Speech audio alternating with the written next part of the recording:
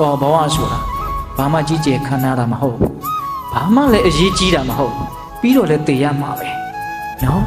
ဘလောက်ပဲကြီးကျယ်တဲ့လူပဲဖြစ်ဖြစ်ဘာတွေအရေးကြီးနေတာလဲပြီးတော့လည်းဘာဖြစ်ရမလဲသိချရမှာ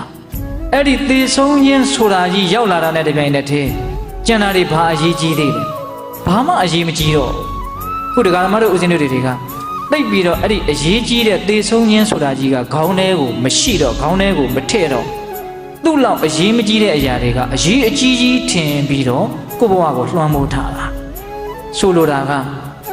အရေးတကယ်ကြီးတဲ့တရားကိုမတွေးမိသေးလို့အရေးမကြီးတဲ့တရားတွေကအရေးကြီးတယ်လို့ကိုယ့်ကိုလှည့်စားပြီးတော့လွှမ်းမိုးထားတာ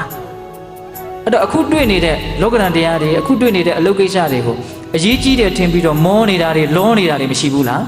အဲ့ဒါတွေကိုလျှော့ခြင်းတဲ့ဆိုရင်အဲ့ဒါထက်အကြီးအကျယ်အစာပေါင်းများစွာအရေးကြီးတဲ့သိခြင်းတရားကိုစဉ်းစားကြည့်အဲ့ဒါတွေဟာမှိမ့်ပြီးတော့သိသွားလိမ့်မယ်ဟုတ်ရဲ့လားတကယ်ယူမိုက်မြဒါကောင်းတဲ့စိတ်ကလေးတွေဖြစ်အောင်ဦးဇင်းတို့ပြောနေတာနော်အေးစဉ်းစားကြည့်ဒါကြောင့်မို့လို့ဦးဇင်းတို့ရွှေကျင်စတော်ကြီးပြောတာဦးဇင်းကသဘောကျတယ်ဗျကြားလိုက်လို့ပြေးနေတဲ့ပုဂ္ဂိုလ်ဒီခွေးဟောင်တာကိုရက်မကြည့်သင့်ဘူးဆူးချစ်နေတာကိုပုံကြီးမချဲ့သင့်ဘူးတဲ့တောထဲမှာသွားနေတဲ့ခရီးသည်တယောက်နောက်ကအင်မတန်အန္တရာယ်ကြီးတဲ့ကြားကအပြေးလိုက်လာတယ်ဟာအသက်လူပြီးတော့ပြေးနေရတယ်အဲ့ဒီအချိန်မှာဟာခွေးဟောင်တယ်သူရက်ကြည့်အားပါမလားအဲ့ဒီအချိန်မှာပြေးရင်လွှိုင်းနဲ့ဆူးတွေပါတွေချစ်တယ်ဟာသွေးတွေထွက်နေတယ်ဟိုလုံမနေနဲ့နောက်ကဘာရှိတော့ကြားရှိတယ်တကယ်လို့ကြားလိုက်နေတာကိုသာ तू တကယ်သိမယ်ဆိုရင်ခွေးဟောင်တာကိုလည်း तू ရက်မကြည့်အားဘူးဆူးချစ်တာကိုလည်းပဲ तू ခံစားနေမှာမဟုတ်အသက်လူပြီးတော့ပြေးရမှာကြားလိုက်နေတာကိုမသိဘူးဆိုတော့ခွေးဟောင်တာကိုဘာလို့များဟောင်တာလဲ तू ကြည့်နေမှာနော်ဆူးချစ်တာကိုဘယ်လောက်များကြီးလဲဒဏ်ရာက तू ကြည့်နေမှာနော်အဲ့ဒါလိုပဲတရားဓမ္မတို့ဦးဇင်းတို့တွေလည်းပဲတန်တရားဒီဟူသောတိုးထဲမှာသေခြင်းဒီဟူသောကြားကနောက်ကလိုက်နေတယ်အဲ့ဒီကြားလိုက်နေတာကိုတရားဓမ္မတို့ဦးဇင်းတို့ဉာဏ်အမြင်ကနဲတဲ့အခါကျတော့တတိမထားမိဘူးတတိမထားပြီးတော့လောကဓာတ်ချီးမွမ်းခြင်းကဲ့ရဲ့ခြင်းဆိုတဲ့ခွေးဟောင်တာတွေကိုရပ်ပြီးတော့ခံစားတယ်ဘာလို့ပြောကြတာလဲမသိဘူးဟောအဲ့ဒါဘာလို့တာလဲခွေးဟောင်တာကိုရပ်ပြီးတော့ခံစားတာလောကဓာတ်အသေးအမွှားလေးတွေကိုလည်းပဲစူးချစ်တာကိုငုံကြည့်တယ်လို့ပဲဘာလို့နေတာတော့ကြည်နေတာ